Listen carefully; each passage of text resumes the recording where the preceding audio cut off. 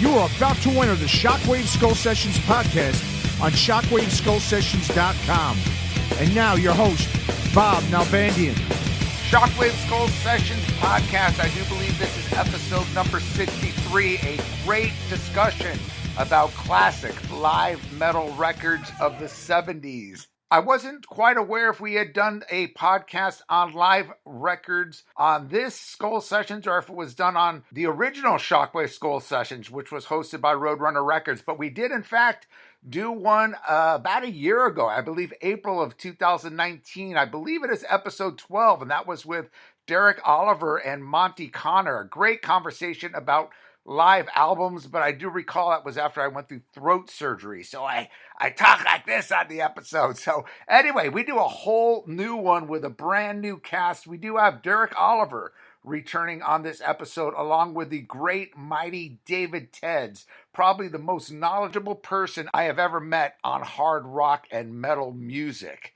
And he is also joined by a third guest, Mr. Brian Brinkerhoff. So a fantastic conversation. We go through a lot of different albums that weren't covered on episode 12, and we go through them quite thoroughly. And we will perhaps do a part 2, or I guess actually it would be a part 3 episode on this with the same cast returning probably in the next month or so, as we only touch the surface on live records. So once again, this is the Shockwave Skull Sessions podcast. You can hear it on iTunes, Spotify, Spreaker, YouTube, iHeartRadio, and various other podcast directories. To contact us, the email is shockwaveskullsessions@gmail.com. And don't forget our main website, shockwaveskullsessions.com. You can check out all the Shockwave Skull Sessions episode, as well as Shockwaves Radio and the brand new Aftershocks podcast, all on that website. So with that said, man, let's do it. Here is episode number 63 with Derek Oliver, David Tedds, and Brian Brinkerhoff discussing classic live albums of the 70s. Shockwave Skull Sessions podcast, the long-awaited live album chat. I think this is our second on live albums, the first for the new Shockwave Skull Sessions. Derek, did we have you in the past on a live album podcast? Yeah, when you suggested this and I digested the whole thing, I thought, wait a minute, didn't we do one of these? So I do have that memory, but I don't know when it was. I can't remember. So, so it's good to do a new one. Yeah, I know that was done. I think it was you and Monty, if I'm not mistaken. Might well have been, yeah. Might well have been. Yeah. Well, that is the mighty Derek Oliver here on the line. They're all the way from bloody old England. We got him... Lord Oliver, if you don't mind. I'm sorry? Lord Oliver, if you don't mind. Oh, Lord Oliver, excuse me, of course. How could it not be anything but Lord Oliver, the owner of Rock Candy Records and Rock Candy Magazine? Of course, former editor for Kerrang! Magazine for many, many years throughout the 80s and 90s, I guess, right? Or 90s, you were record label guy at Echo. I've shifted, to the record company side of things by then. So. Right. And that's when you moved to Los Angeles, and we had met several times. I never lived in Los Angeles. I used to visit Los Angeles and stay with Brian. Oh, okay. So you were in New York? I was in New York. I got you. Okay. Yeah. And Brian, the mighty Brinky, Brian Brinkerhoff, returning guest. I believe we had you on the UFO episode many moons ago, Mr. Brinkerhoff, with Martin Popoff. Yes, we did indeed with Martin Popoff, the illustrious Martin Popoff. And as one might imagine, he has lots of unique views. To say the least. To say the least. However, to Martin's credit, he did agree with me that Neil Carter was a hugely important and great addition to the band, and that, but otherwise, it's a lot of Martinizing that one has to wade through. I interviewed Neil recently, a really great guy, and he's still doing well out there. He's teaching, as you might know. He's a professor.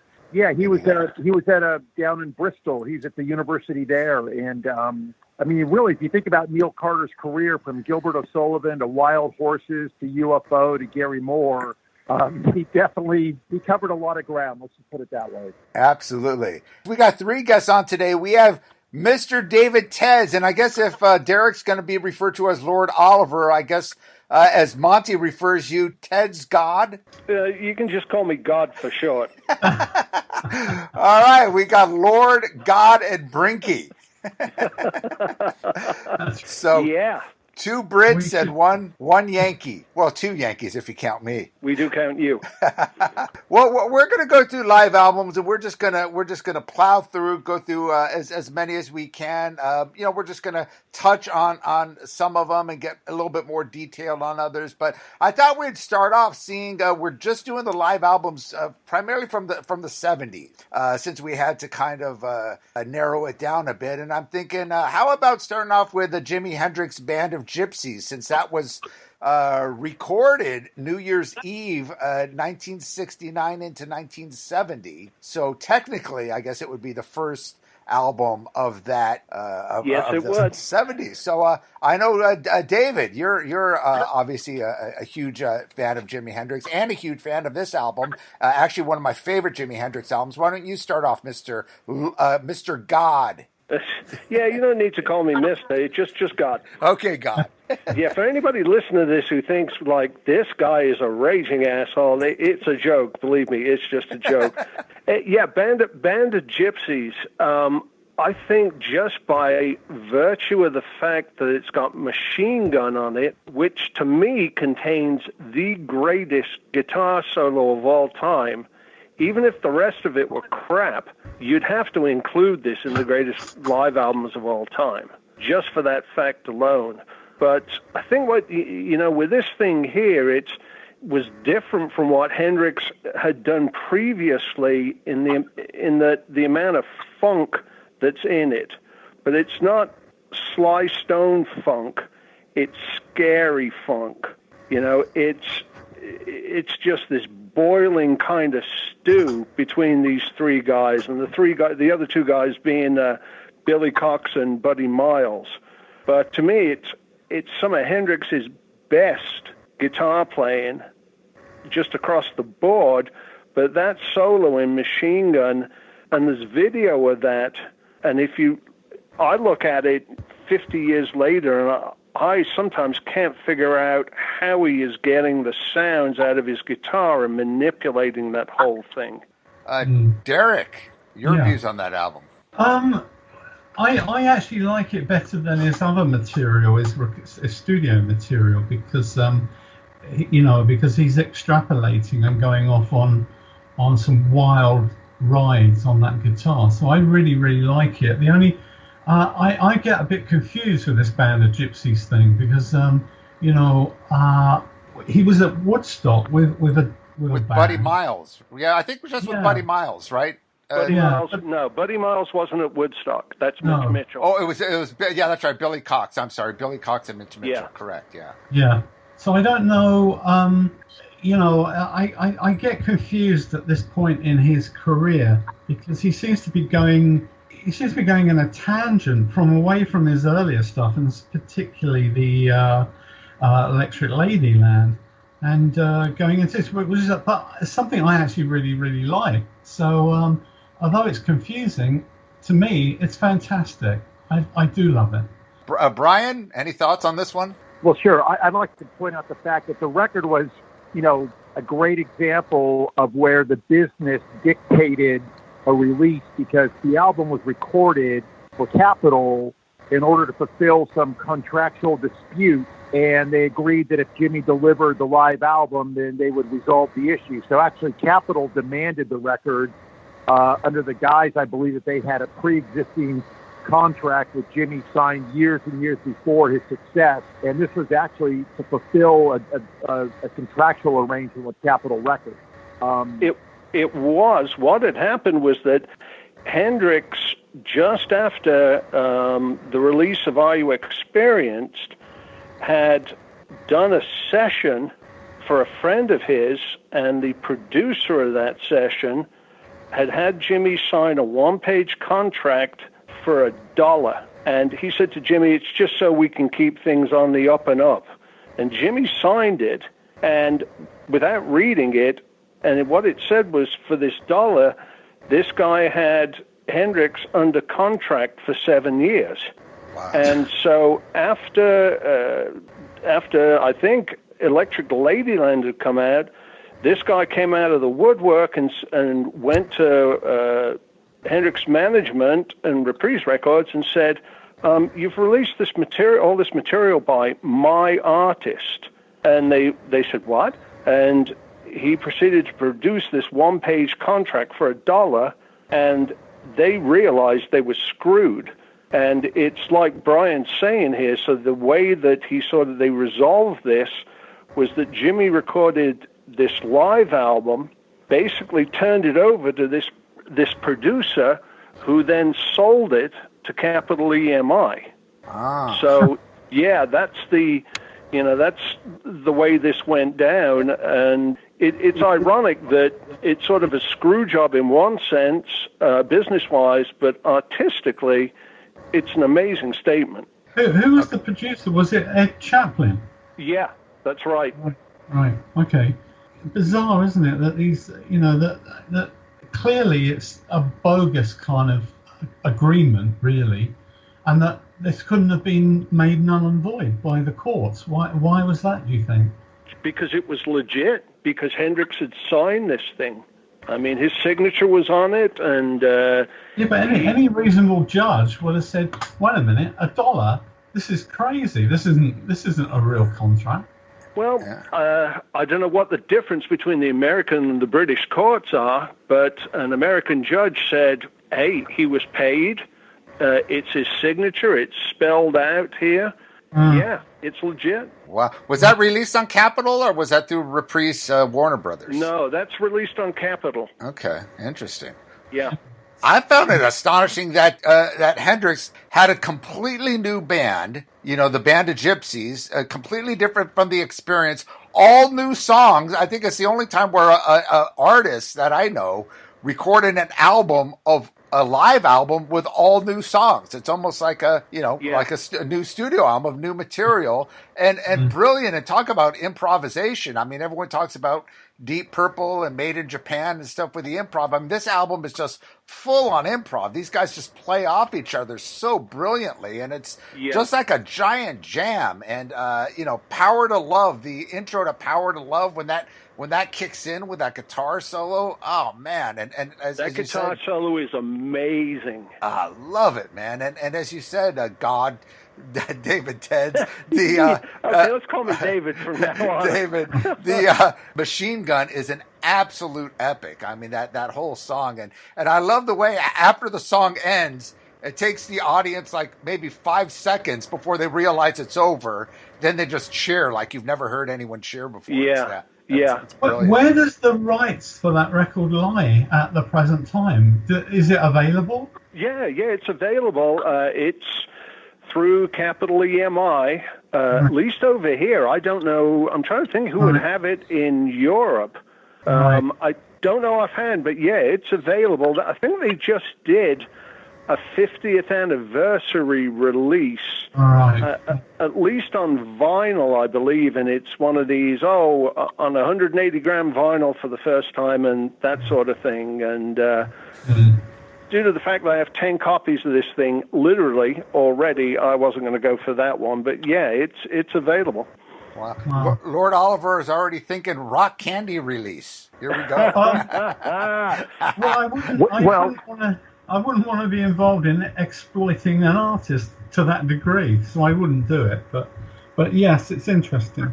Absolutely. Well, let me, if I could insert myself in here and say this is a perfect segue, and I'll just spend 30 seconds on it. One of the greatest live albums from the 1970s is Buddy Miles Live, and it featured two teenagers, Charlie Karp and David Hull, out of Connecticut, who went on in Dirty Angels. Yeah. David Hull was Joe Perry Project, and it's filled in to Tom Hamilton when Tom Hamilton has been ill in Aerosmith. But David Hull and Charlie Karp were teenagers, and they backed up Buddy Miles on Buddy Miles Live, and it is a workout that has to be heard to be appreciated. And if you dig Band of Gypsies, I have to believe people would love Buddy Miles Live. It is never been released on CD, which is a crime. It came out on Mercury Records, and it is a phenomenal record. And I've had lots of bass players say they think it's maybe among the greatest recorded performances by a bass player. Because if you hear David Hole for literally, 75 minutes, he is on fire. Buddy Miles live. Wow. I do have that record, but I haven't played it in 25 years. Yeah. I'll have to check it out. Garrett, go play the first 10 or 15 minutes of it, and it will wreck your mind. Oh, okay. Well, I'm ready to be wrecked. Well, should we move on? I'm thinking maybe move on to Grand Funk Railroad. I'm not going to do this chronologically because I don't obviously know as far as dates, but I know that was fairly early in the 70s, probably 1970, Grand Funk Railroad. I know they did 2 live albums. I guess this is their first live album entitled Live Album, correct? Yeah, that was 1971. David would know about that in great detail, actually. All right, why don't you start that off, David? Yeah, ingeniously titled Live Album, due to the wit and wisdom of manager, producer, Svengali, Terry Knight, proudly proclaims on the album sleeve that it's full-blown live, no overdubs, blah, blah, blah. However, you can hear like some of the audience, the audience track is on a loop. So, not technically correct, but I'm a massive, massive Grand Funk fan, especially the earlier material. It's funny because Terry Knight worked these guys to death and stole most of their money, but the albums he produced for them they're my favorite phase of the band's career. But the live album, it is just the sound of 3 guys just going for it, and subtlety be damned on this stuff. Now, if people want subtlety on live albums, well, you got Frampton Comes Alive and other things with the light and shade, but this is all just raging, full-on stuff. And for teenagers, as I was at the time, this was just nirvana just to hear these guys going that nuts. I love it. Yeah. Derek? Well, I gotta hold my hand up here and say that the not the curse of, but the vibe of Grand Funk Railroad never really hit me, and that's primarily because being, I know David was, but he lived in North America. But being British, Grand Funk Railroad never meant anything to me at all when I grew up. It was just a vague kind of name that you heard every now and again somewhere in a reference in a book or a magazine, but it never registered with me at all. So I have really, I don't have an opinion on that album, or indeed the whole catalogue, to be honest, except I do now have all the records, but it's sort of one of those record bands that went over my head or under my head. Well, I think they're very, very American, and I wouldn't necessarily know how to define that, but there's a lot of bands in England, British bands that were huge in England. Yeah. That just never meant much over here at all. Status quo. I'm thinking, like Manic Street Preachers, and I know that's a different era, but they were, when I was visiting back home, they were playing Wembley Stadium, and then a couple of weeks later, they came and played the Troubadour in L.A. for a couple of hundred people. Yeah. Right. So it's just one of those things that's almost so British, however you want to define that, it doesn't mean much over here. And Grand Funk was that kind of thing with huge in America and Japan. Yeah. I know. There's numerous European acts that were huge in their own territories, like Holland and Denmark and Sweden. Sure. In the 70s, that had double live albums, and meant nothing in Germany, meant nothing in the UK. Yeah. It's a reasonable issue, I think. So what does Mr. Brinkerhoff have to say about Grand Funk since he grew up on these fair shores over here? Well, shockingly, the highlight of that album for me is the cover. I always love the cover image. Great cover. I love the cover. I think the cover's great. I would even say that I was young enough that it flew over my head. And my real introduction to Grand Funk was, like many, we're an American band. And the live album I investigated later in life, I didn't think the songs held up relative to what I liked or expected in the catalog. I kind of equated a little bit to, David and Derek and Bob. The band that came to my mind was Slade. Right. Not in terms of sounds or songs, but, a huge act in many parts of the world, pretty meaningless in America, in the same way that Grand Funk was ultimately pretty meaningless in Europe, in the UK. And the Grand Funk live album, not in my pantheon, but I do think the cover is really awesome. That was a little bit before my time as well, when especially that first album. I mean, I grew up on, Grand Funk, hearing them on the radio. Obviously, we're an American band, Some Kind of Wonderful, all those kind of songs that were huge radio hits. And this album obviously was prior to that. But going back, I mean, listening to it performance-wise, the energy is unbelievable. It's just total working class, hard rock. And it's definitely got that Motown appeal, too, that Michigan kind of soul, which, later in life I was able to appreciate, but definitely a great live album. From here, should we, let's go with the Who Live at Leeds, another one of Mr. David Tedd's favorite albums. Why don't you start that one off? Well, I would think that if, being that all of us are music connoisseurs, a.k.a. freaks with two E's, I would think we all love this album. To me, it's right there with the greatest live albums of all time. And again, the energy of this thing is, it just pours out of the speakers. And, this is a band it was recorded in 70.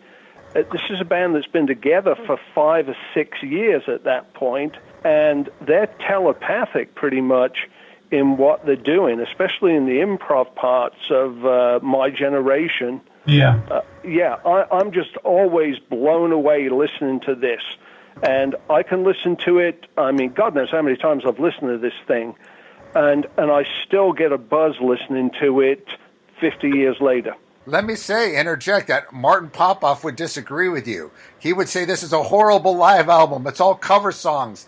This is horrible. Did he say that? I remember in one of the emails, he said this album was crap. Can I swear on this podcast? Absolutely, Mr. Tedds. Hey, fuck you, Martin. All right, Derek Oliver, your take on Live at Leeds. I was never enamored by it, unfortunately. I'm sorry to say this, primarily because it sounds to me like it's very rudimentary for me. It's too rudimentary in its structure. And the track that really hits home is My Generation, because it's got a lot of extemporaneous kind of additions to it. So I kind of like that. But as far as the rest of this record goes, I'm not sure that it's sort of something that I would jump up and down about. Brian Brinky, what are your thoughts on it? Well, I believe, if I think about it, it was my first introduction to one of my all-time favorite songs, which is Shakin' All Over. I don't think the Who version is my favorite version of that song, but I love the song. I'm closer to Derek than I am to David in terms of my appreciation for this particular piece of recorded history. But I will point out that this is a great example of an album that was put out to fulfill, and I made a list of reasons why live albums were so prominent in the 70s, and we touched upon with Band of Gypsys being a contractual issue. This is a perfect example of an album that was released by a label to kill time. As to Who worked on another album, they put the live album out because it was taking longer and longer for them to finish. I don't remember, was it Tommy was going to be the next album? No, Who's Next? Who's Next, yeah. Because Who's Next was originally supposed to be Lifehouse, which was another Townsend concept album. And yeah, you're right, Brian. They were laboring over that So this was put out as a stopgap between Tommy, which was 69, and Who's Next, which is late 71. Yeah. Yeah, so this is a perfect example of how labels and even artists, to some degree, use live albums to fulfill certain needs they had, business or artistic. In this case, it really was put out to fill a gap. Yeah, I'm kind of with Brian and Derek on this. I was never really a huge Who fan. They were, again, a little bit before my time. My older brother was more into like the Who, the Stones, the Kinks, and I was like into the metal, Zeppelin, Sabbath, Purple, and, that kind of thing. And, but I remember loving Young Man's Blues. I think that is just a tremendous. That's an amazing piece of work. Absolutely. It's like I said, you can just feel the energy coming off the grooves originally, the ones and zeros now, but yeah, these guys are just going for it. And if you like just adrenaline fueled hard rock, this is it. Right on. All right. I'd like to say that all three of you guys should be ashamed of yourselves for not worshiping this like I do. Very cool. No, David, we worship you, but we don't worship your choices. Well said, Lord Oliver. Yeah. Well, let's move on. Let's kind of combine the Deep Purple Made in Japan and Made in Europe. Obviously, two completely different albums. I believe Made in Japan was 71? 72. 72. And then, of course, Made in Europe was 74? Yeah, and that, of course, was with David Coverdale and Glenn Hughes, and, of course, Made in Japan with Ian Gillan and Roger Glover. Why don't you go ahead and start that off? We'll start, Mr. Tedds. Go ahead and start that off. Hey, man, I'm starting everything off. Let's right. Give my two compadres here, some time. All right, Brian, you started off. I know you're a big fan of both these albums, or at least Made in Europe you are. I'm a big fan of Made in Japan as opposed to Made in Europe. Okay, my mistake. But yeah, I know you don't like the long songs, though. I know you're not a big fan of the 20 minutes live versions. Well, I could certainly do without a 19-minute version of Space Truckin' as the entire side of an album, that's for sure. But really, I still think that the opening Highway Star Greatest. is so revelatory, and just the way that each guy came in. I mean, really, it's an incredible album. We're talking about Made in Japan. I always like more songs, like that Space Truckin' could have been shorter, could have made room for another song. I love Blackmore's riffing. There's a riff that he plays as he goes into Smoke on the Water that I think some other band should steal and make it a song, because it is such a great riff as he's sort of exploring and teasing the crowd about playing the straight on riff. Is that is that the dun dun da da da da? Yeah. Dun, dun, dun, dun, down. And there's another, the da-na-na-na. There's a kind of a kinksy thing he almost does at one point. And, but, Made in Japan was in some ways my sort of introduction to the concept that if the song was 3 minutes and 12 seconds on an album, that, there were valid reasons why it might be 7 minutes on a live album, Space Truckin' aside. I think Made in Japan is awesome. Derek, what do you feel about Made in Japan? Well, I am a supporter of it. I do like it. And one of the reasons I like it is because of the instrumental interplay. I think that, Ian Pace's drumming is fantastic, and I love obviously John Lord's keyboards and sparring off of Blackmore. So for me, it's a winner, that's for sure. Sure, there are long songs, but I think what they do is they tend to use the length to show off their prowess, their instrumental prowess. So it's a winner. All right, Made in Europe. Your thoughts on that, Derek? I remember getting it and playing it and thinking, "Oh, this is so limp," and it just didn't register with me whatsoever. So I kind of relegated that in my mind to forever. and I haven't played it since then, so I really can't tell you. All right, Mr. Tedds, David Tedds, your take. Yeah, for me, it's head and shoulders made in Japan over made in Europe. I agree with what Derek's saying. I don't think it's completely limp. I mean, the version of Burn and Mistreated on there, they're pretty amazing. But if you compare the two, to me, there's absolutely, no comparison in them. Again, with the thing with the live albums we've discussed so far, at least, the term that keeps coming up for me is the energy involved in it. And the energy of Made in Japan is unreal, especially as it kicks into Highway Star at the opening of the album. They're going for it just from the very first notes of the album. And like Derek said, with Ian Pace and John Lord being the virtuosos they are, I would say also that Ian Gillan's voice, with you get a lot of musicians, a lot of singers who are great in the studio, and they can pretty much reproduce it live, sorta. But Gillan he was the bar he was setting the bar as far as hard rock singers in the early 70s. He's absolutely not just reproducing what he did on the records, he's going above and beyond. He's an amazing, amazing vocalist. And all anybody has got to do is to check out the vocals in Child in Time. Yes. As far as proof of that. He's just stunning. I'd agree with Brian with the 19-minute space trucking.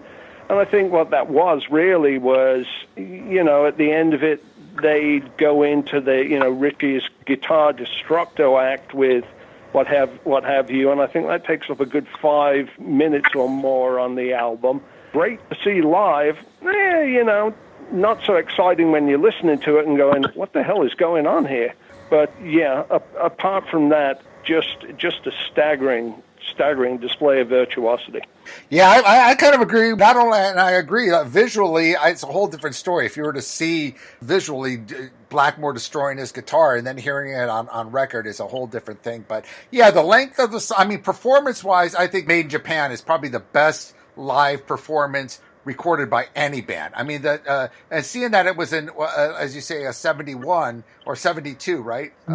72. Yeah. I mean, the recording of that is just, still stands up today. I think still, you don't have a better live recording of any album. And I think it's, the performers have a lot to do with it. And as you say, the opening to Highway Star is just absolutely brilliant with a little keyboard thing with John Lord, and then how each guy kind of just builds into the riff. But I don't care for the song selection on that. I never was a big fan of Strange Kind of Woman. The Mule, I thought, was a throwaway song. And have a 13-minute or whatever version of The Mule. Child in Time is unbelievable. Highway Star, one of the best live recordings ever. But the rest of the record, not so much. I mean, Space Truck in 20 minutes. Without looking it up on the internet, who produced the record? Was it the band or Martin Birch or both? Yeah, it was the band, basically. Yeah. I think it's ironic that they recorded it and then afterwards thought, well, this isn't that good. Let's have a listen to what we've got here. And then listened to it and went, oh, this isn't so bad after all. It was initially, again, talk about, contracts and stuff like that. Initially, it was a live release for Japan only. Right. Because it came out in Japan or in Europe months ahead of what it was over in America. Right. But as far as saying, Highway Star and Child in Time are amazing, but the rest of it, I would just say, forgive him, Father, for he know not what he saith. I do like the live version of Smoke on the Water much more than the studio version.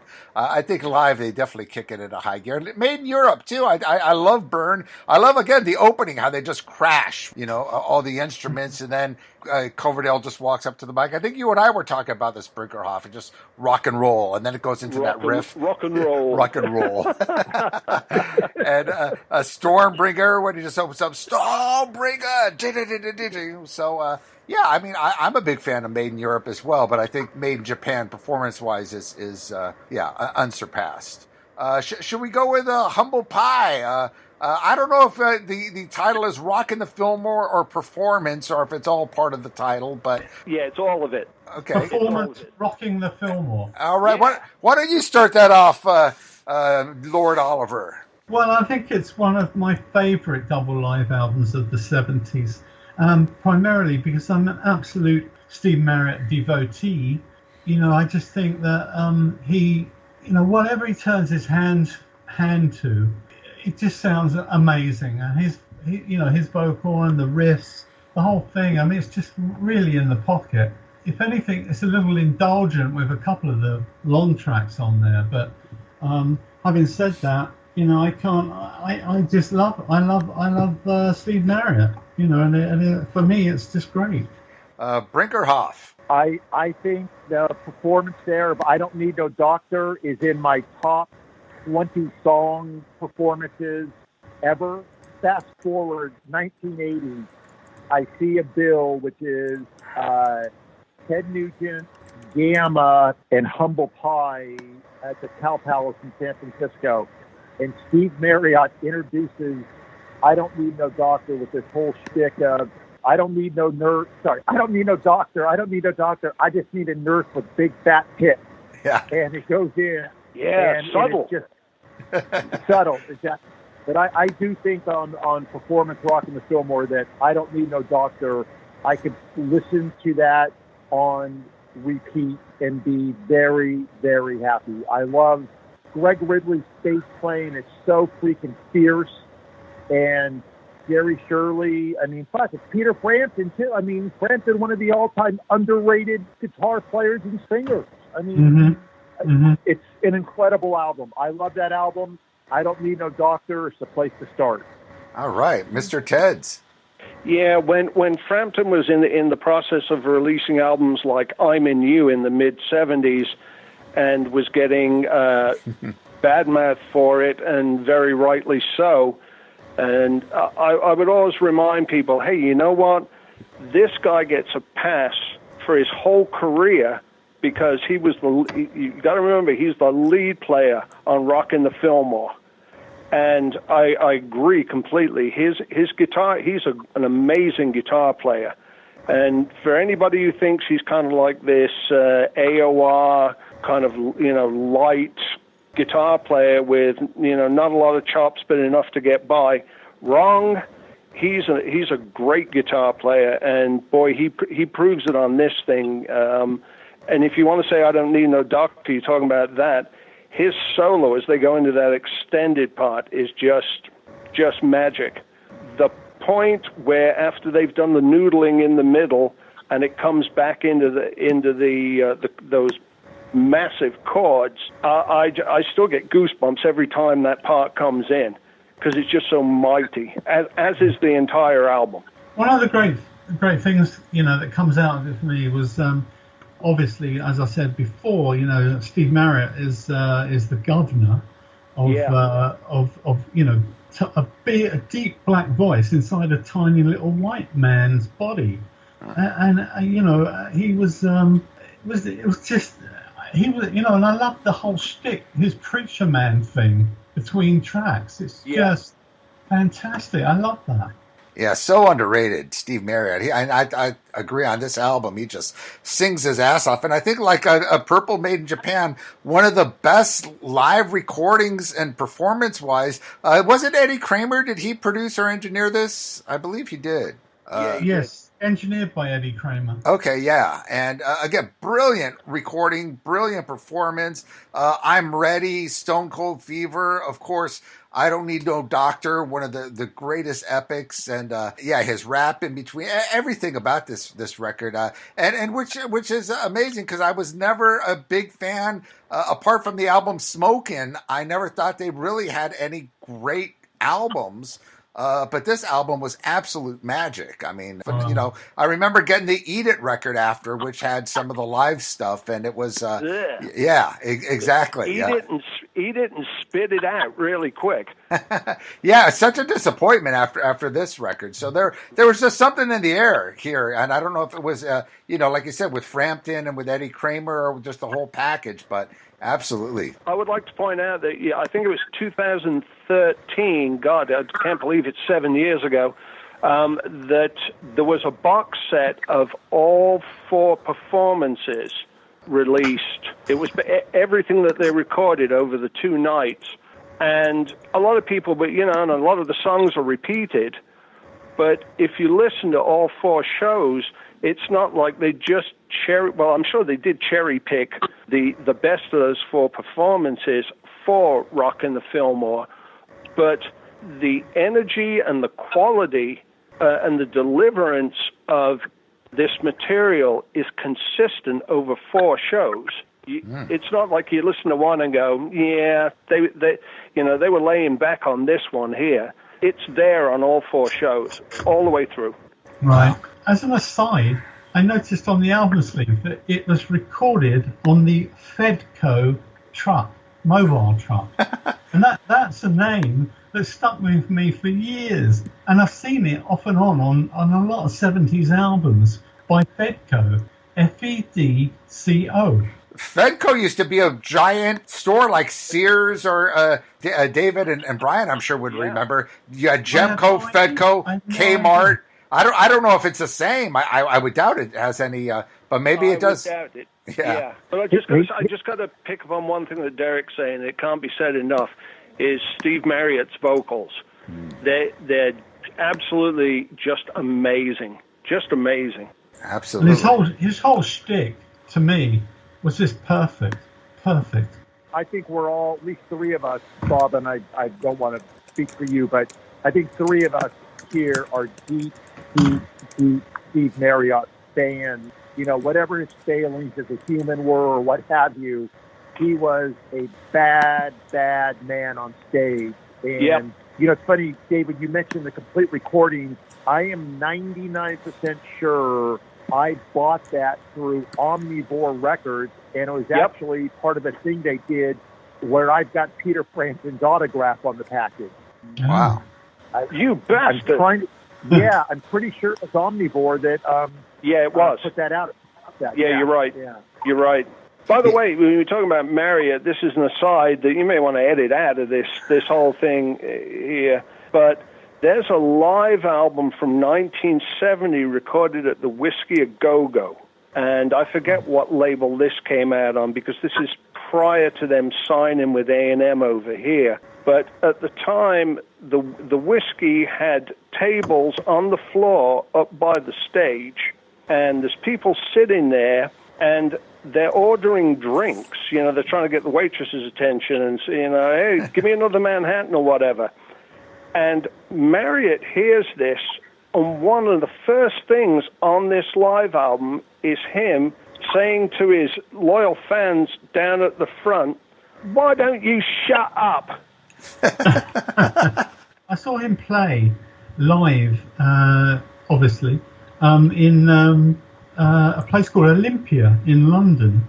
It's a big venue, and he was in such a foul mood. He was shouting at the people at the front, people at the back, cussing and cursing and whatever. I just couldn't believe it. He didn't seem to care at all about his audience. No. Yeah, he had a rough life. I mean, hearing and reading the bios and stuff on him, I talk about people getting ripped off by managers and record labels. I mean, didn't he have like mafia people handling his business? And I mean, he just got really ripped off. I think it was what's his name? D'Antoni. D'Antoni. Yeah. Yeah. He got ripped off, but as far as his, the quality of his life, I think a lot of that was to do with him and the drug and alcohol, constant binging, and I think he was also very self-destructive. Yeah. Yes. That's what. Yeah, I agree. That's why I mentioned that whatever his failings as a person was, he was unbelievable on stage. And I know Derek will agree with this because he and I many years ago. There's a King Biscuit live live album release of Humble Pie, and they open up with Up Your Sleeve, and it is incredible. The highlight, though, is the album cover is a picture of Marriott in full rock star on stage pose, and I'm sure you can go on to Google and look up images or whatever, but Humble Pie King Biscuit Flower Hour is one of my favorite pictures of Steve Marriott. Yeah, wow. He's playing that black Les Paul. Yeah. Slung really low, and you could tell he's going for it. Yeah, that album is probably as good as Rock in the Fillmore in its own way. Different guitarist, different era, but yeah, just an amazing piece of work. And he's fully, by that time, into the preaching between songs. He doesn't introduce anything just as, okay, the next song we're going to do is this. It says, well, we're going to do a song by the roll, and that kind of thing. Yeah. Wow. Is this out on CD? Yeah. I'll have to check it out. CD. Wow.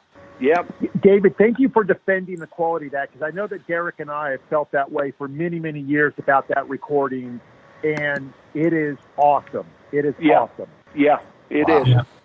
Yeah. All right. Well, talk about the Fillmore. Let's very briefly. I believe this is one of your picks, Mr. Tedds, the Allman Brothers live at the Fillmore. Why don't we briefly go through that album? Say no more.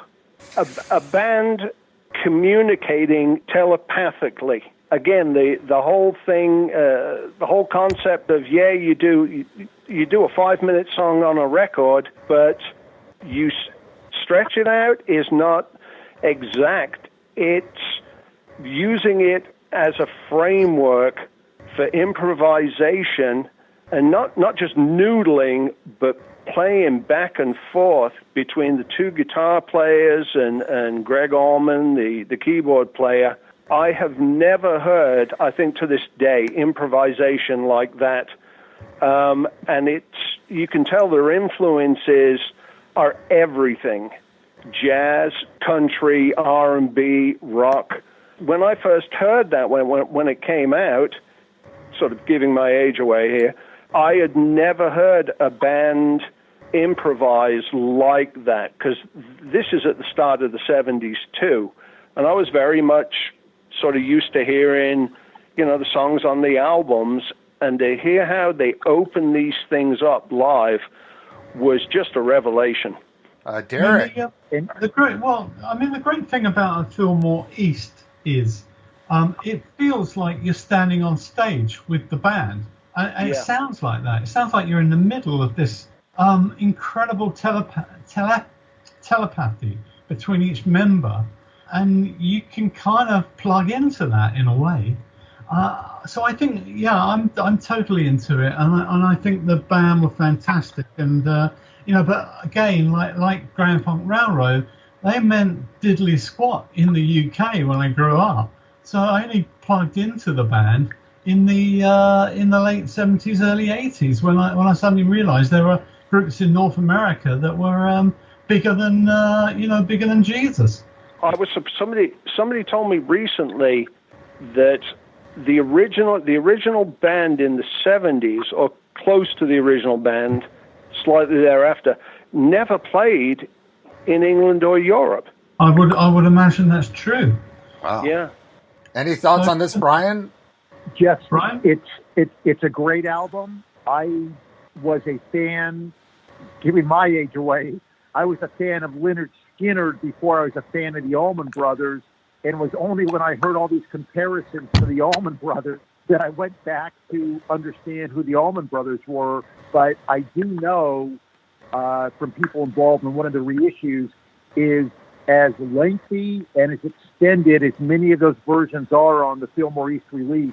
Actually, there was a lot of editing done to make them those lengths, and that they were actually more extended. And I believe there's been a reissue at some point done of the longer versions of those recordings. But shockingly, those recordings are edited for length. They made them shorter than the original recording. Yeah. Wow. You are correct.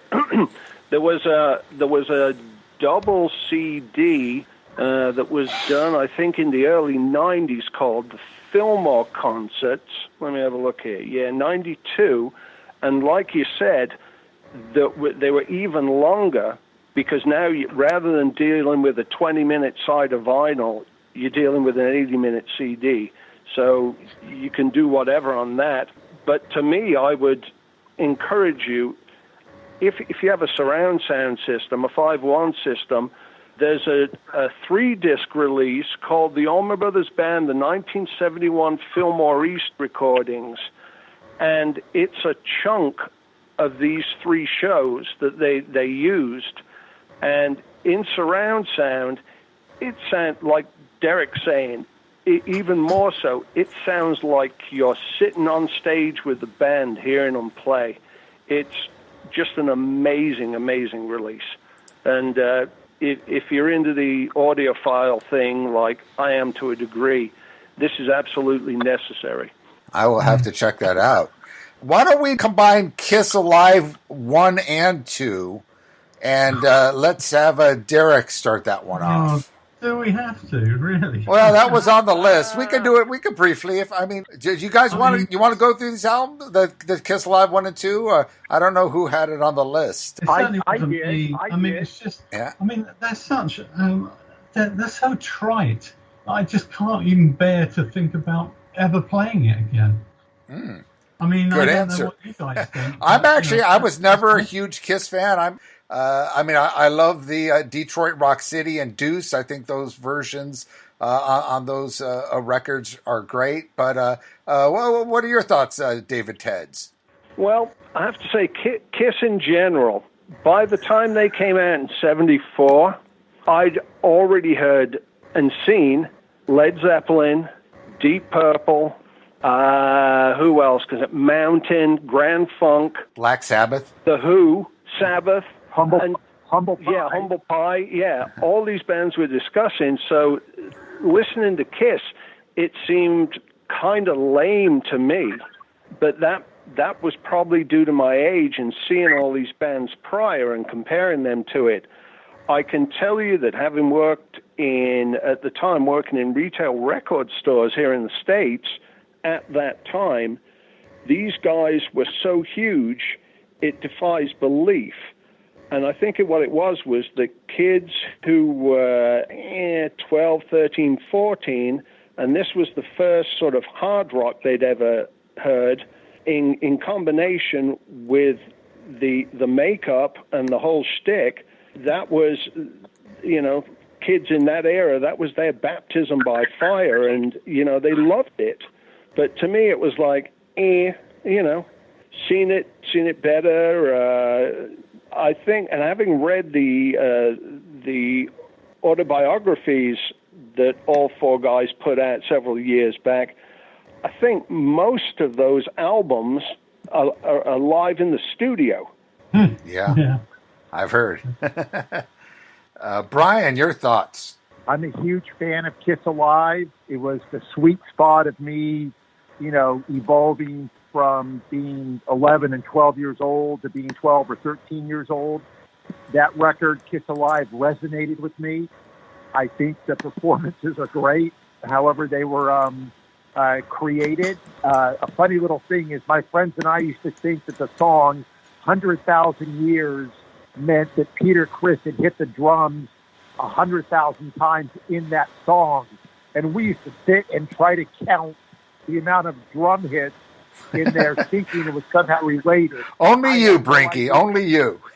Yeah, I have no idea why we thought that, but we were convinced that there were 100,000 drum hits in the song 100,000 Years because it had a drum solo and stuff. I think that's a great example of a band where the original 3 studio recordings that make up the material on that album, those studio albums are tepid and lame and weak and thin at best, and the band sounds thick and on fire on Kiss Alive. And I think Kiss Alive is a great live album. It brings me great, as my wife would say, sparks joy when I play it even these days.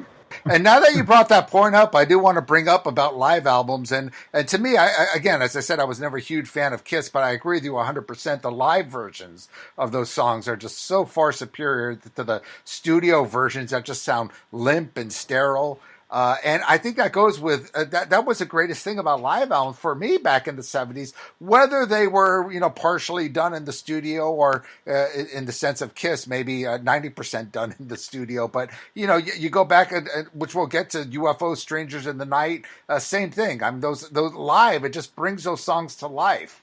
To me, Rush, All the World's a Stage, Judas Priest, Unleashed in the East. The live versions are just, I found so much superior than the studio versions. But totally agree. Why don't we go with a Zeppelin? The Song Remains the Same. Obviously a controversial live album, and I guess we could kind of throw in, even though How the West Was Won was released years later, but you could maybe make comparisons with this album to other live recordings of Zeppelin. Mr. Tedds, why don't you start out The Song Remains the Same? Recorded at the very end of their 73 tour. Now, I have to confess that I'm just addicted to live bootlegs, and I have numerous, and I do mean numerous, bootlegs of Zeppelin. And from the 73 tour in particular, almost all the performances on the bootlegs are superior to that album. I think because by that point, they'd spent several months drinking and drugging and whoring across the United States of America. And by the time they got to New York, I think they're pretty burned out. And I think you can hear it on that recording. To me, it's not the best example of what they were capable of live. And if you want to compare it with How the West Was Won, there is almost no comparison. For me, How the West Was Won was a year earlier, and they're very much a different band in 72. Plant's voice is there 100% in 72. Page is still just ripping it up, whereas in 73, Plant's voice has changed significantly. Yeah. And Page's playing is, it's not as precise as it was in 72 and prior to that. And if I have to go back and listen to a Zeppelin live album, an official one, I'm going to listen to How the West Was Won. Listen to Over the Hills and Far Away on that thing. And after the introduction, which is Page and Plant, and it comes in with the rhythm section, it's like somebody's letting a bomb off. It's unreal. Now, interesting. That was actually released before Houses of the Holy, correct? I mean, that was recorded. I know it was released years later. How the West Was Won was recorded before Houses of the Holy. So, Over the Hills and Far Away must have been a brand new song at the time, right? Yeah, they were. They were brand new. Gotcha. Derek, your thoughts on that? Yeah.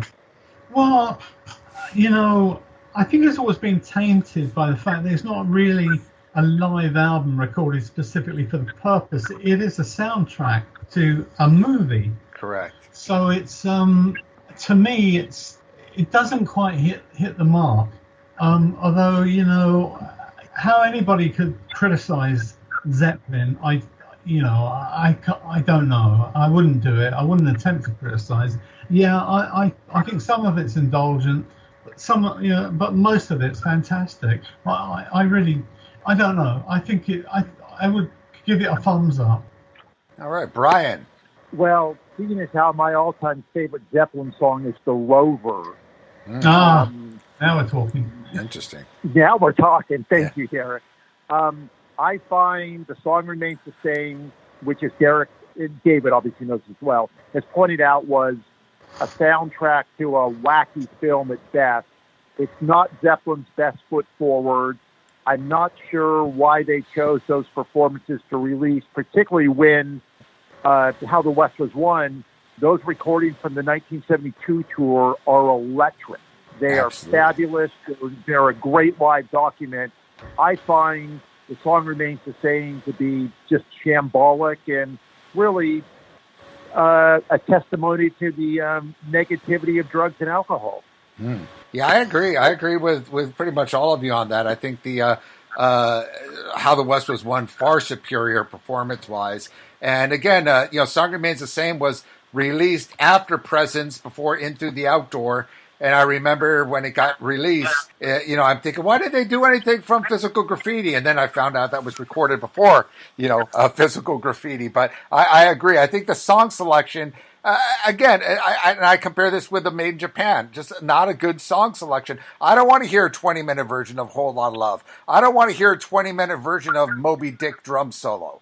And I actually like Dazed and Confused. I don't mind that's a half hour long, because that song, I remember listening to that as a kid in headphones all the time. I loved Dazed and Confused because it just takes you on a journey. It's like 12 songs within this one epic song. So I do love Dazed and Confused. Rock and roll, good opener kicker that goes into Celebration Day. I like side one and side 2, but side 3 and side 4. And you're right. I mean, about Plan's voice, I mean, it just cracks horribly on Stairway to Heaven. And No Quarter, never cared for that song. I don't want to hear a 15-minute version of it. So, yeah, I think it was a poor decision to release it. I understand it's a soundtrack, but to release it as a live album, they could have definitely done much better. Yeah, but like Derek pointed out, it is a soundtrack, and the reason they didn't release How the West Was Won is because they spent a huge amount of money on the production of this movie, and they had the soundtrack to go with it, whereas How the West Was Won, there's no video footage. It's just a live album in live album sense, whereas Song Remains the Same is the music to go with the movie. And, and that's what they had. It wasn't like they could somehow sync How the West Was Won up to the footage of Song Remains the Same. It is what it is. I'd like to say that when I went and saw that for the first time in the theaters, when the drum solo to Moby Dick was concluding, the audience in the theater stood up and applauded wildly. Wow. That's funny. Well, at the risk of pop-off-izing here, I think the movie sucks, and I think the album sucks. And I'll just leave it at that. Bob, I want to, before we run out of time, I want us to get to the Holy Triumvirate of UFO. Yes. Night. We could just do 3 more, and then maybe think about coming back a third time. I mean, there's a lot of albums out there that people don't really know about it, live albums. Well, why don't we start off with a UFO, Strangers in the Night. All-time classic, one of my favorite all-time, not only all-time live albums, one of my favorite albums, period. Brian Brinkerhoff, since we had you on a discussion on UFO, why don't you go ahead and start off Strangers in the Night? Sing it, Brinky, sing it. Would you please welcome from England? And then, of course, the thundering, and again, I'm not talking about the expanded deluxe version, David, which I think you were involved with. Yes, he was. Yes. I produced the deluxe reissue. Yes, I did. And the hair-raising moment that I still get after that introduction and the riffing, Natural Things, is just, one of my joys in life. And I know it's not indicative of the set list, that David, the work you did was more indicative of the order of the set list, etc. I just think that UFO, Strangers in the Night, fits into what I had sort of shared about earlier with the Kiss album. Was I felt like the UFO albums were anemic in terms of their sounds. Yes, there's a few highlights in the studio version, but that live album just is on fire. And David, I think for you, when you talk about Live at Leeds and just, the enthusiasm that they have from start to finish and the roughness and the rawness, I feel about Strangers of the Night. That album, this is powerful stuff. That album changed my life in the way that I thought, oh my God, this guitar playing is incredible. This singer is amazing. I love that album. I know some of it is not live. I think it's an important document of a band that was on fire at that moment in time. Well, why don't you go ahead, David? Since David, you were involved in doing the reissue with all the bonus, the couple bonus tracks and the bonus Phil Mogg ramblings on the deluxe version, which I love. That was important. Well, I had seen UFO from in the States here from when Schenker joined, and they were usually the opening act. So I'm open for Nazareth. Wow. Trying to think who else opened for Rush. And with regard to the Moggisms in between songs, one of the things I thought when I heard the original double vinyl was that all his between song witticisms, they weren't there. And with regards to the reissue I did, I understand why a lot of people want to hear, "Welcome from England, UFO," and it goes into natural thing. Yeah, I understand, because that would have been a great song to open with. But the stuff on the vinyl, they're songs that are paired together to make 18 or 20-minute sides of vinyl, and it's far from what the original running order was. So when I did the reissue, I put in two songs, the first two songs, which are Hot and Ready and Cherry, and that was the first two songs in the set. So I put those in, rearranged it into the original concert running order, and put some of the Mogg witticisms back in there. And that was my aim with the album. But as far as overall with that, I loved UFO. Wasn't really aware of them with the original guitarist. Mick Bolton. Mick Bolton. But when Schenker came in, man, I was hooked, absolutely hooked. And I agree with what you're saying about the studio versions paling in comparison to the live versions on this album. It's a stunning piece of work. Absolutely. Derek. I'm sorry. Let me Derek, I'm sorry. Let me just say. So, David, I think the great thing that I would say about Phil Mogg's witticisms is because my introduction to UFO was studio albums and then Strangers in the Night. When I finally had a chance to see them, and he had all those funny, witty things he would say, it was such a revelation because they were not on the live album, Strangers in the Night. Yeah.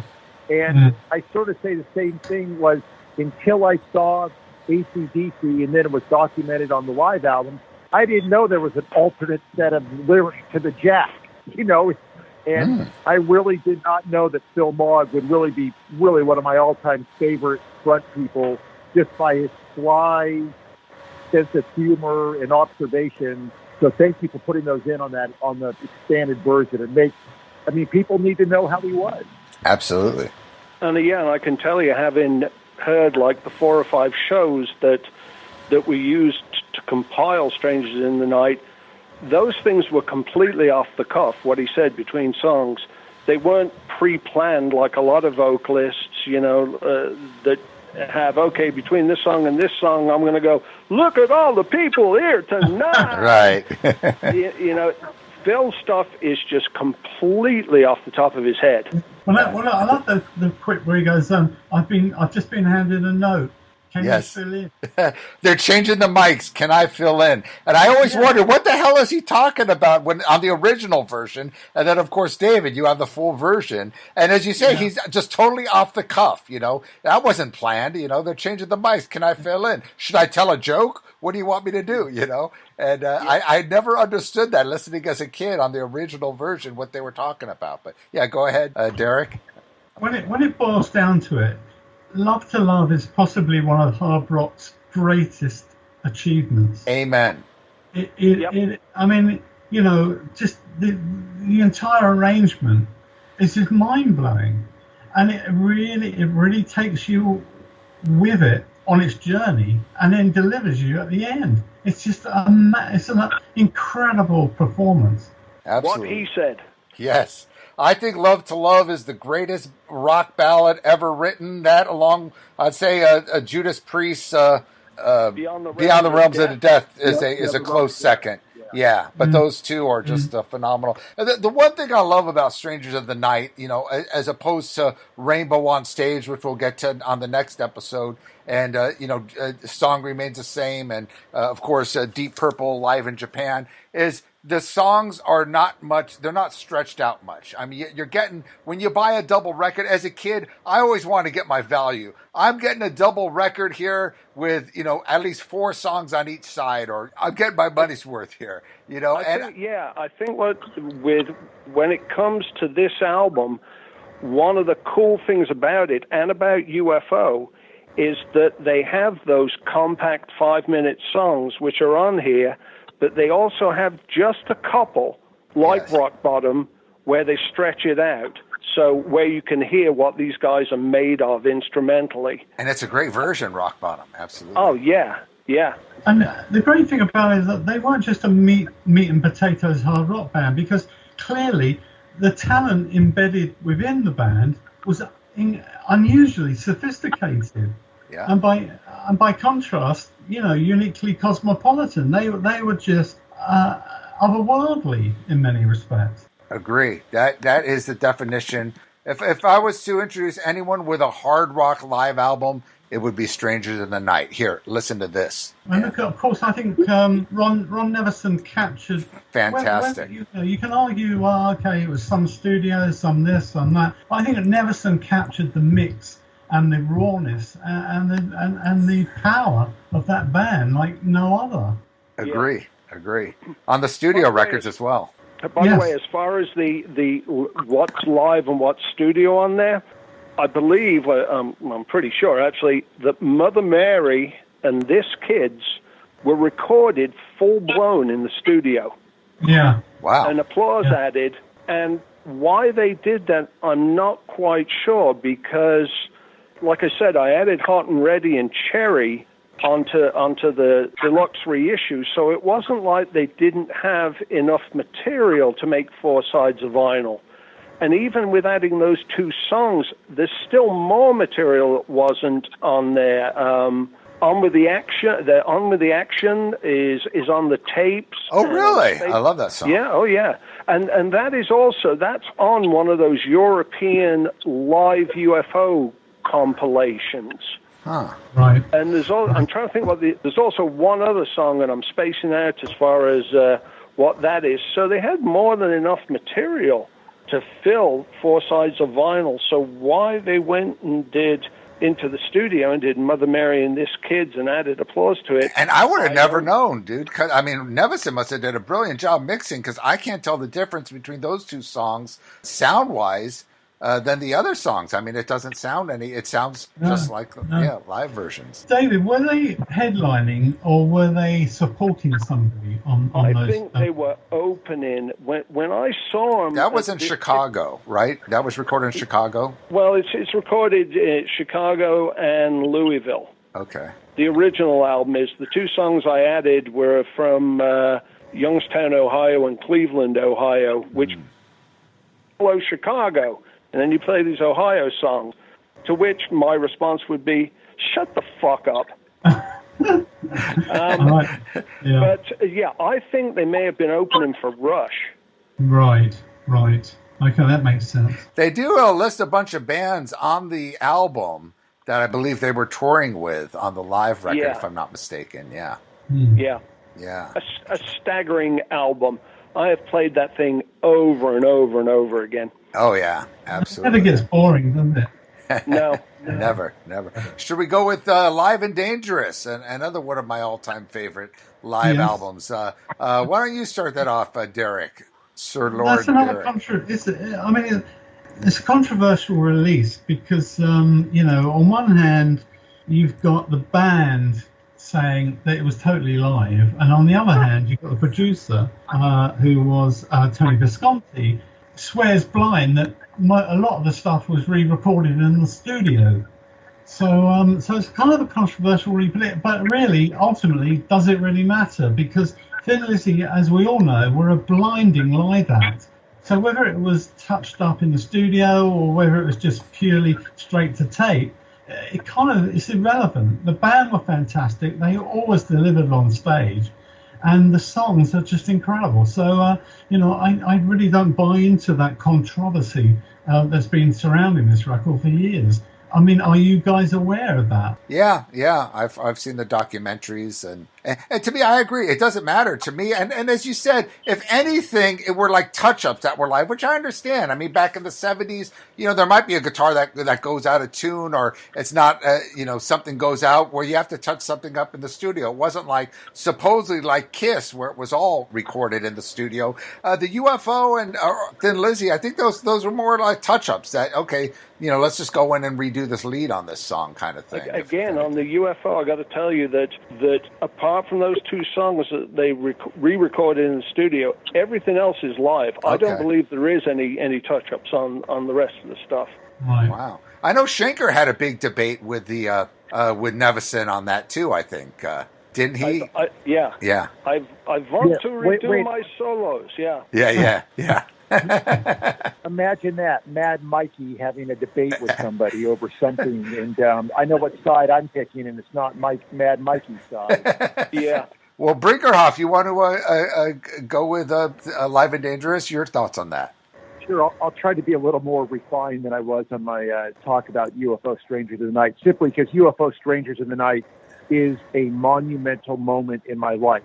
A second monumental moment is Live and Dangerous. And I just want to point out two things about Live and Dangerous, that it's an incredible greatest hits compilation up until that time. So exactly. And I love that about it because the versions were great. And I love Are You Ready? And I've spent years trying to find the studio version of Are You Ready, which was never released, officially. But whenever my friends would debate with me about Phil and Irish music and Thin Lizzy and Van Morrison and all the other greats, and as much as I love Van Morrison, I would always say this: Phil is better than Van, because Phil could write a Van Morrison song, which is Dancing in the Moonlight, could have been a Van Morrison song, and I don't think that Van Morrison could have written a Thin Lizzy song. So my vote always goes to Phil. And Dancing in the Moonlight on that album is wonderful. We can go through all of them. And Rosalie, monumental. Are You Ready? The guitar work with Gorham and Brian Robertson. Brian Downey, I think, is highly underrated. I've always wanted to track him down and meet him and buy him a beer. Great dude. Next time I go to Ireland. But it's a wonderful greatest hits album, which is one of the great things that I think live albums serve a purpose of, a great introduction to earlier material. Because let's face it, for many people, Jailbreak was the introduction, that album was the introduction to Thin Lizzy. Yeah. And again, another album of wonderful versions that just really wonderful versions that, gave the songs their rightful pink compared to the earlier, almost amateurish studio versions of some of these songs. Totally agree. David? I wouldn't call the earlier versions amateurish. I listen to the early studio albums quite regularly, and some of that stuff still makes my hair stand on end. I think what Derek was saying is, as far as Derek, what do you say, Derek? Controversy? Yeah, versus the American controversy. No, the other way around. Yes, my mistake. I've lived here too long. That there's sort of two concepts to me. Is that, do you want a true live recording? And there's obviously a legitimacy to that when you're talking about a live album. Or do you want something that's representative of a live concert by the band, which usually involves a certain amount of studio overdubbing? And to me, Live and Dangerous, from what I have read, and I'm completely spacing on who's the producer on that? Tony Visconti, yeah. Visconti, that's right. From reading what he said, it seems like the majority of that is overdubbed. And, what he says is that, initially they wanted to go back and overdub some of the backing vocals. And then it was Well, Phil saying I was playing bass and singing at the same time, and I flubbed a couple of the bass parts. Let me overdub some bass parts. Well, while you're doing that, I wasn't real happy with my lead here. Let me correct a couple of those.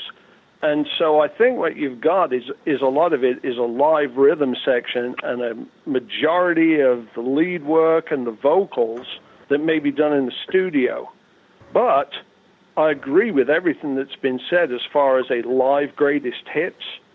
And if you wanted to know what Thin Lizzy was about live at the time, regardless of how much that was taken off live tapes, it's a beautiful representation of what those guys were about. Fantastic live album, and to me, I agree with Brian. It's like the best of Thin Lizzy for me. Their best songs recorded live, and again, like UFO, they don't go off on a tangent with a lot of the songs. As a kid, you're getting your money's worth for a double live record. You're getting all the best, greatest hits of Thin Lizzy and their heaviest songs, and all just beefed up into a great live version. Emerald Live, I love the lead at the end of that, just fantastic. And Massacre, and the way it just goes into that with the drums.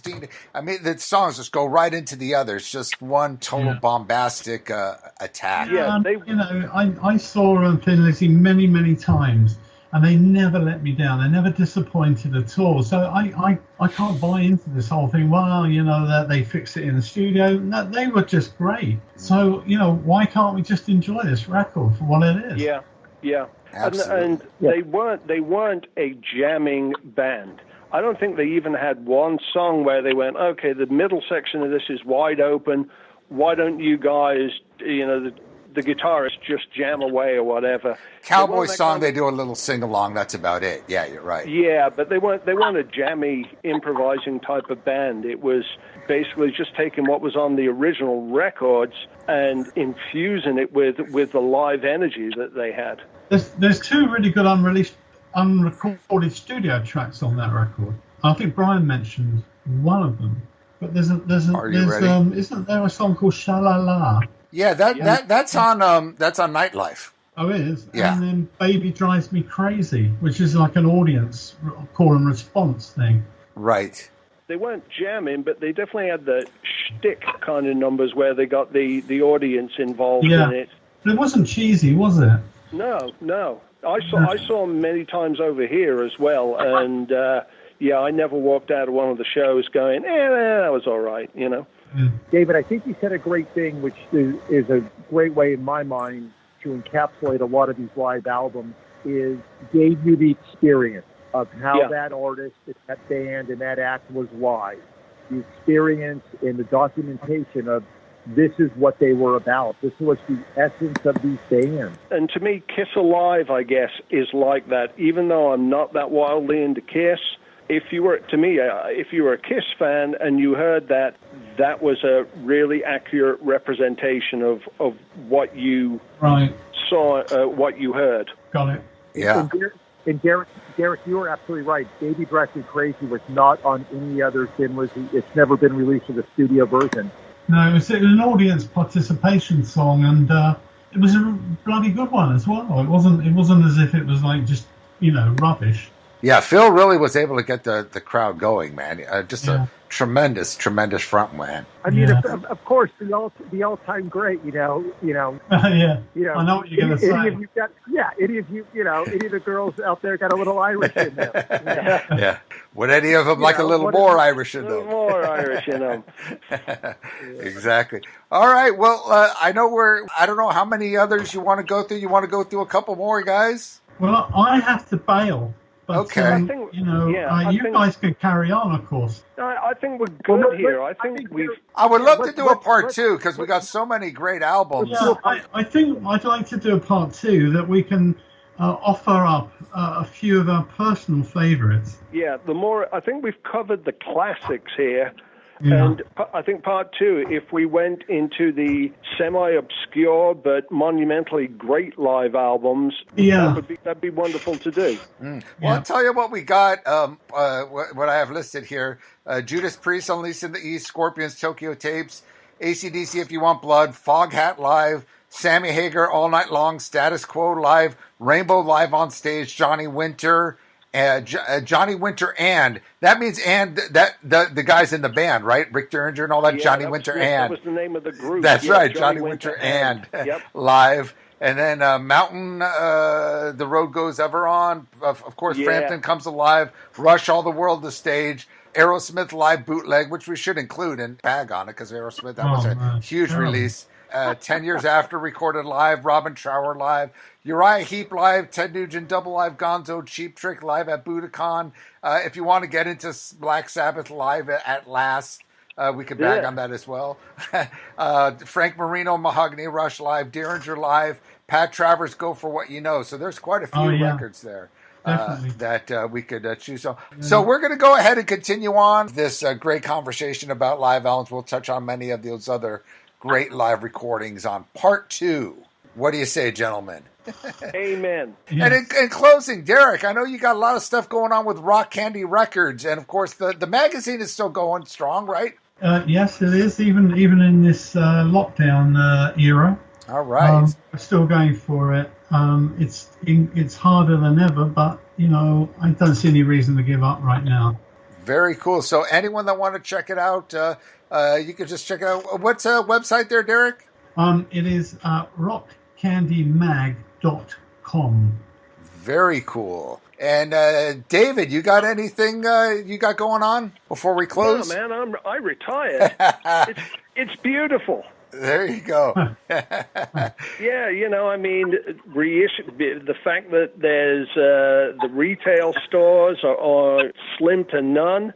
So the reissues, there's very little of that going on, and record labels are completely different from the record labels that I worked at, and even if they offered me a gig, I wouldn't want to do it in the current sort of paradigm of what they're doing. So screw that, man. I got my Social Security, and I'm more than happy to take it and go lie out on my deck every day. All right. And, of course, you released the classic UFO Strangers in the Night remastered, and you did some great Gillan releases. You did a lot of great live reissues. Thank you so much. Yes, absolutely. Yeah. Brian Brinkerhoff, closing. Any last comments there? No, really, it's been a joy to be on the phone with you, Bob, and Derek, of course, and David, of course. And it's interesting that, music still moves all of us in various ways. And for all of us to be as experienced as we are with life, I still look to music to spark joy for what for these days and any other day, actually. And, I built a studio down here in Santa Cruz. I've been trying to figure out when I'll ever be able to go in there and record people again. But, music is the most powerful force in the world, or at least it's the most powerful force in my world. And I'm always thrilled to share what little knowledge I might have. Amen. Yeah. And did you get a hold of Snowy White? I did. I was going to shock the list. Snowy's a man of few words, but he says he's going to play a solo on this track that I have for him, and I look forward to sharing it with the list. But yes, he did. He did actually respond, and I'm not sure exactly who got hold of him.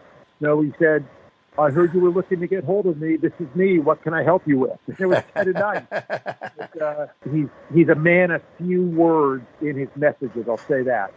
All right, gentlemen, it was a great one. We'll definitely do a part 2 soon. Thanks, great. Perfect. All right, guys. You guys all take care. Be safe out there. Everybody stay safe. Stay safe. Stay safe. Yep, okay. Indeed. Bye-bye. In the words of Lemmy, stay clean. Yes. Thank you for listening to the Shockwave Skull Sessions podcast. Subscribe and listen to all episodes by going to our pages on iTunes, Spreaker, YouTube, Spotify, and more. You can listen to all other episodes and access up-to-date information and news on the Shockwave Skull Sessions podcast by going to our website at www.shockwaveskullsessions.com. Email all comments, questions, and suggestions to shockwaveskullsessions@gmail.com.